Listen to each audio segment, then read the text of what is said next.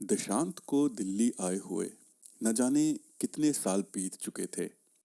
वक्त का ये दायरा इतना बड़ा हो चला था कि अब दिल्ली में बिताई उनकी जिंदगी उनके होम टाउन में बिताई जिंदगी से ज्यादा लंबी और गहरी हो चली थी। इतने सालों से दिशांत किराए के न जाने कितने घरों में रह चुके थे। दिल्ली में आने पर पहली जॉब से लेकर शादी और फिर अपने बच्चे की पैदाइश तक ये सब किराए के घरों में ही हुआ। दिशांत से अगर आप पूछते तो वो कहते कि अपना खुद का घर लेने का उनका कोई इरादा नहीं था, लेकिन उनकी पत्नी का ख्याल इस मामले में थोड़ा अलग था। और फिर ये मौका उन्हें मिला साल 2021 में। 2020 में दिल्ली में कोरोना एक मौत की आंधी बनकर आया, जिसने ना जाने कितने घरों को उजाड़ दिया था। ऐसे में कई घर वीरान हो गए। कुछ घरों में रहने वाले परिवार के परिवार मौत के मुंह में समा गए, तो कुछ घरों की ईएमआई ना चुकाई जाने की वजह से बैंक ने उन्हें खाली करवा दिया था। बस ऐसे में ही दिशांत और उनकी पत्नी ने दिल्ली के मालवीय नगर में एक घर खरीद लिया, जो उनके बजट में था। बस तभी से सब कुछ शुरू हुआ। पति पत्नी और उनका बेटा आराम से उस घर में जिंदगी बिता रहे थे, और घर में कोई परेशानी भी नहीं थी, सिवाय एक के, घर का बेसमेंट। दिल्ली के मालवीय नगर के कई घरों में आपको ऐसे बेसमेंट मिल जाएंगे। दरअसल कई लोग इन बेसमेंट्स में ऑफिस स्पेस बना लेते हैं, पर दिशांत ने ऐसा कुछ नहीं किया। बेसमेंट को दिशांत और उनकी वाइफ केवल लॉन्ड्री और स्टोरेज के लिए यूज करते थे, लेकिन दिशांत ने वहीं पर अपना वीडियो गेम कंसोल और टीवी भी लगा दिया था। वो अक्सर रात में बेसमेंट में पहुंचकर ऑनलाइन गेम्स खेलने लगता, जबकि उसकी वाइफ ऊपर अपने रूम में सो जाती। और तभी से दिशांत ने वो सब महसूस करना शुरू किया। दिशांत को सुनाई देता कि बेसमेंट के स्टोरेज में रखे उसके स्पीकर में से स्टैटिक नॉइज आता। पहले उसे लगा कि शायद स्पीकर खराब है, लेकिन स्पीकर बदले जाने पर भी यही होता। दिशांत गेम खेल रहा होता और बीच बीच में उसे स्पीकर पर स्टैटिक नॉइज सुनाई देता। उसके अलावा दिशांत को बेसमेंट में किसी के होने का एहसास होता, और यह एहसास किसी इंसान के होने का नहीं था। टीवी पर नजर गड़ाए दिशांत आंखों के कोनों से देखता कि बेसमेंट के कोने में कोई चीज एक तरफ से दूसरी तरफ भाग कर जाती। शुरू में दिशांत ने सोचा कि यह शायद उसका वहम है, लेकिन कुछ दिन बाद उसे समझ आया कि यह वहम नहीं, बल्कि एक चूहा था। भूत का डर अब नुकसान के डर में बदल गया, क्योंकि दिशांत की काफी किताबें उस बेसमेंट में थी, और उसे डर था कि यह चूहा उन्हें खा जाएगा। तो बस दिशांत ने अगले ही दिन से बेसमेंट में रैट ट्रैप्स लगाने शुरू कर दिए। पर दिशांत ने नोटिस किया कि ट्रैप्स में सारा बेट पड़े पड़े सड़ जाता, लेकिन चूहा उसे कभी सूंघता भी नहीं था। शुरू में दिशांत चूहे को जान से मारने के बिल्कुल खिलाफ था। उसका कहना था, हमारे होम टाउन में हम चूहों को ट्रैप में पकड़कर दूर छोड़ाया करते थे, किसी की जान लेना ठीक नहीं। पर जब बेसमेंट में किताबों के साथ साथ इलेक्ट्रिकल वायर्स भी कट कट कर शॉर्ट सर्किट होने लगे, तो दिशांत की यह अहिंसावादी थ्योरी फ्लश हो गई। अब दिशांत ने रैटकिल का जहर बेसमेंट में जगह जगह छोड़ दिया, लेकिन जब चूहे ने ट्रैप में रखा बेट नहीं छुआ, तो पॉइजन तो वो क्यों ही छूता। उसके बाद ग्लू ट्रैप्स भी लगाए गए, वो ट्रैप जिनमें बहुत ही खतरनाक ग्लू होता है, और उस पर पैर रखते ही चूहा या छिपकली जैसे जानवर उसमें फंस जाते हैं। लेकिन दिशांत के चौंकने की हद नहीं रही जब उसने उन ग्लू ट्रैप्स पर चूहे के गंदे पैरों के निशान देखे। ये चूहा जैसे अब दिशांत को चिढ़ा रहा था। और तब दिशांत ने नोटिस किया कि बेसमेंट में रखी एक अलमारी पर वो चूहा अक्सर बैठा उसे ही घूर रहा होता था। ये स्टेरिंग कॉन्टेस्ट लगभग 1-2 मिनट तक चलता, और उसके बाद चूहा आराम से मुड़कर अलमारी के पीछे गायब हो जाता। दिशांत ने कितनी ही जतन उस चूहे को पकड़ने और मारने के किए, लेकिन सब फेल। एक बार दिशांत ने अपना कुत्ता बेसमेंट में छोड़ दिया ताकि वो उस चूहे को पकड़ सके, पर थोड़ी देर बाद उसे अपना कुत्ता बेसमेंट की जमीन पर तड़पता मिला। उसके मुंह से झाग निकल रहे थे। डॉक्टर के पास ले जाने पर पता पड़ा कि पॉइजन का ब्लॉक खा लिया था, वो पॉइजन का ब्लॉक जो चूहे के लिए रखा था। उल्टी करवाई तो पॉइजन ब्लॉक निकल आया, लेकिन वो पीनट बटर में लिसड़ा हुआ था। और तब दिशांत को समझ आया कि उसका पाला किसी आम चूहे से नहीं पड़ा है, ये चूहा इंटेलिजेंट था। पर एक सवाल दिशांत के दिमाग में घूमता रहता कि आखिर ये चूहा खा क्या रहा है, ये जिंदा कैसे है। घर में उस चूहे की मौजूदगी के निशान थे ही नहीं।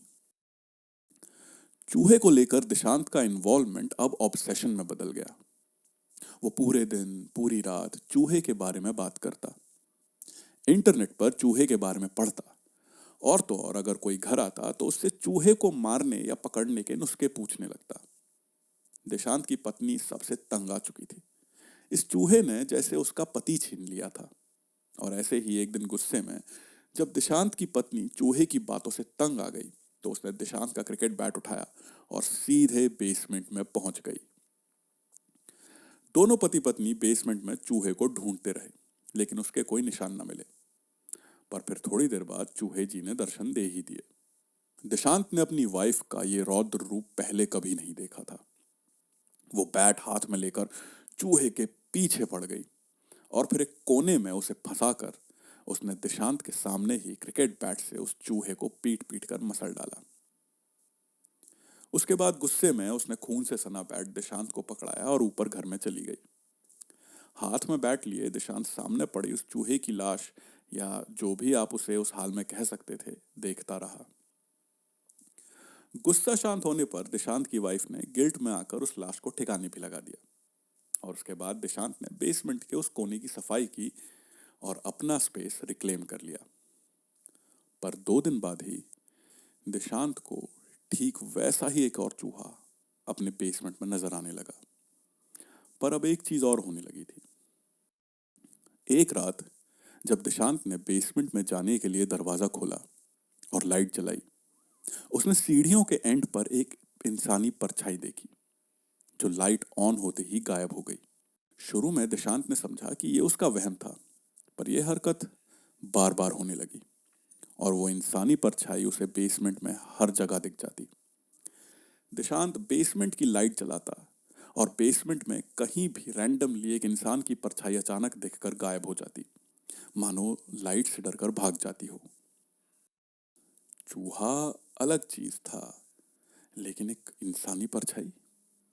और इसके बाद शुरू हुआ बेसमेंट में आतंक।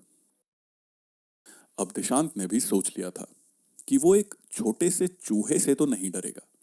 उसने इंटरनेट से एक एयर गन ऑर्डर की जिसमें मेटल के पैलेट्स यूज होते थे। इस गन के लिए लाइसेंस की जरूरत नहीं थी, लेकिन चूहे जैसे किसी जानवर के लिए यह गन बहुत खतरनाक थी। उस गन के आते ही दिशांत ने घर की छत पे जाके अपना निशाना एकदम पक्का कर लिया। और फिर एक रात जब वो बेसमेंट में वीडियो गेम खेल रहा था तो उस चूहे ने उसे दर्शन दिए।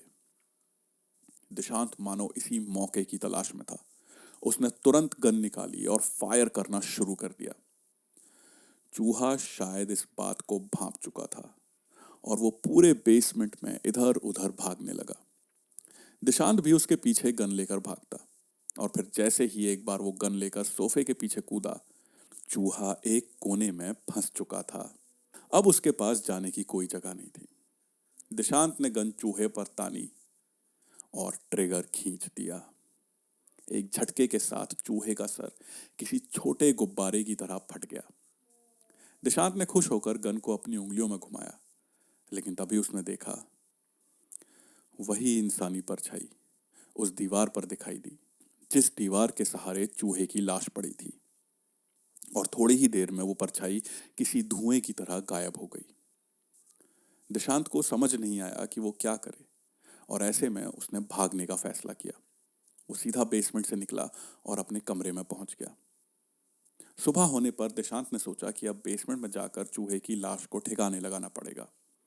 पर उससे पहले ही उसकी पत्नी ने उसे बताया कि घर की मेड सुबह ही बेसमेंट में जा चुकी थी। हफ्ते के एक दिन वो बेसमेंट में जाकर उसकी सफाई किया करती थी। दिशांत तुरंत बिस्तर से कूदा और बेसमेंट में भागा।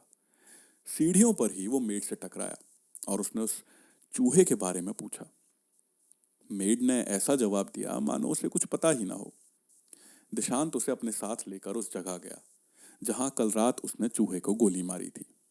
पर उसकी हैरानी की सीमा तब न रही जब उसने देखा कि ना ही वहां चूहे की लाश थी और ना ही किसी तरह का निशान, जैसे कल रात वहां कुछ हुआ ही ना हो। निशांत भाग कर ऊपर अपने रूम में आया और उसने अपनी गन चेक की। गन खाली थी। इसका मतलब उसने कल रात गोलियां चलाई थी। पर आखिर फिर चूहे की लाश गई कहां? इसके बाद से दिशांत का उसके बेसमेंट में जाना मुश्किल हो गया। जब भी वो बेसमेंट में जाता उसे सामने वही चूहा दिखाई देता, वो भी खून में लथपथ। और कभी कभी वो इंसानी परछाई दिशांत को साफ दीवारों पर बनती और गायब होती दिखाई देती। इस सब के चलते दिशांत ने धीरे धीरे बेसमेंट में जाना बंद कर दिया। पर उसके बाद एक रात अपने बिस्तर में लेटे लेटे दिशांत को एक ख्याल आया। उसने याद किया कि बेसमेंट में वो चूहा, परछाई और स्पीकर का शोर, ये सब एक साथ ही शुरू हुआ था। और तब कुछ सोचकर उसने हिम्मत करके बेसमेंट में एक चक्कर और मारा। वो सीधा अपने उस स्पीकर के पास गया और उसे देखने लगा। तब दिशांत की नजर स्पीकर के नीचे रखी एक चीज पर पड़ी। ये उसकी जवानी के दिनों की एक यादगार थी, एक ouija बोर्ड। शादी से पहले दिशांत पैरानॉर्मल और भूत प्रेतों में काफी इंटरेस्ट रखता था। इंटरेस्ट अभी भी था, लेकिन अब उसने पैरानॉर्मल इन्वेस्टिगेशन और आत्माओं को बुलाने के रिचुअल्स बंद कर दिए थे, क्योंकि ये सब उसकी वाइफ को पसंद नहीं था। ये ouija बोर्ड भी उसके उन्हीं दिनों की एक निशानी था। और तभी दिशांत को याद आई दिवाली की वो रात जब उसके दोस्त पहली बार उसके इस नए घर में हाउस वार्मिंग पार्टी के लिए आए थे। नए घर में दोस्तों को पार्टी देने का दिवाली से अच्छा और क्या मौका था। उनमें से कुछ दोस्त जो दिशांत को उसके होम टाउन से जानते थे, जिद करने लगे कि आज एक बार पुराने दिनों को याद करते हुए किसी आत्मा को बुलाया जाए। दिशांत जितना पोलाइटली कर सकता था मना करता रहा, पर दोस्त नहीं माने। तो आखिरकार उसने पीयर प्रेशर के चलते बेसमेंट में रखी अलमारी में से अपनी पुरानी जिंदगी का सामान टटोला और बाहर निकाला वो ouija बोर्ड। उसी ouija बोर्ड से किसी आत्मा को बुलाया था। आत्मा आ गई और दिशांत के दोस्तों के सवालों के जवाब भी देने लगी। लेकिन दिशांत को किसी और चीज का डर सता रहा था। उसकी वाइफ को ये सब बिल्कुल पसंद नहीं था। दिशांत का एक दोस्त आत्मा से उसके मरने के बारे में एक सवाल कर रहा था जब दिशांत ने अपनी पत्नी को बेसमेंट की सीढ़ियों से नीचे आते सुना। उसने आव देखा ना ताव ouija बोर्ड उठाया और ज्यों का त्यों उसके बॉक्स में रख के टेबल पे रख उसके ऊपर स्पीकर रख दिया। ouija बोर्ड के माध्यम से जब भी किसी आत्मा को बुलाया जाता है तो रिचुअल के हिसाब से उसे वापस भेजने का आग्रह भी किया जाता है। और उसी की पहचान होती है बोर्ड की सुई गुड बाय पर जाना। वो रात याद करते हुए दिशांत ने उस ouija बोर्ड का बॉक्स खोला तो पाया कि उस ouija बोर्ड की नीडल अभी भी गुड बाय पर नहीं बल्कि बोर्ड के लेफ्ट में थी। दिशांत ने उस बोर्ड को साफ करके एक टेबल पे रखा, उसकी नीडल गुड बाय पर की और एक प्रेयर पढ़कर उस आत्मा को उसके घर से जाने के लिए कहा। ये सब करके दिशांत ऊपर अपने घर में चला गया। उसके कुछ दिन बाद जब उसकी पत्नी किसी काम से बेसमेंट में गई तो लौटकर उसने दिशांत को बताया कि बेसमेंट में ऐसी बदबू आ रही है जैसे कोई मर गया हो। और तब दिशांत और उसकी वाइफ ने बेसमेंट की तलाशी ली। बेसमेंट में एक चूहे की लाश मिली।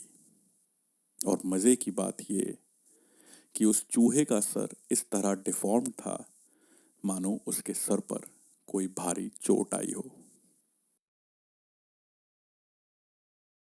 मेरा नाम है स्वप्निल और मैं आपके लिए लाता हूं भूत प्रेतों की कहानियां और किस्से। अगर आपके पास भी ऐसा कोई किस्सा या कहानी है तो आप भी मुझे ईमेल पर उसे भेज सकते हैं। मैं उस कहानी को अपने चैनल पर फीचर करूंगा। मेरा ईमेल है avirbhavhorrorstories@gmail.com, जो कि डिस्क्रिप्शन में भी आपको मिल जाएगा। आप अपनी कहानी को रिकॉर्ड करके या लिखकर मुझे भेज सकते हैं। और यदि आप मेरी तरह हॉरर कहानियों के शौकीन हैं तो प्लीज़ चैनल को सब्सक्राइब करें और मेरे वीडियोस को अपने दोस्तों के साथ शेयर करें। मिलते हैं अगले वीडियो में। तब तक के लिए डरना मत।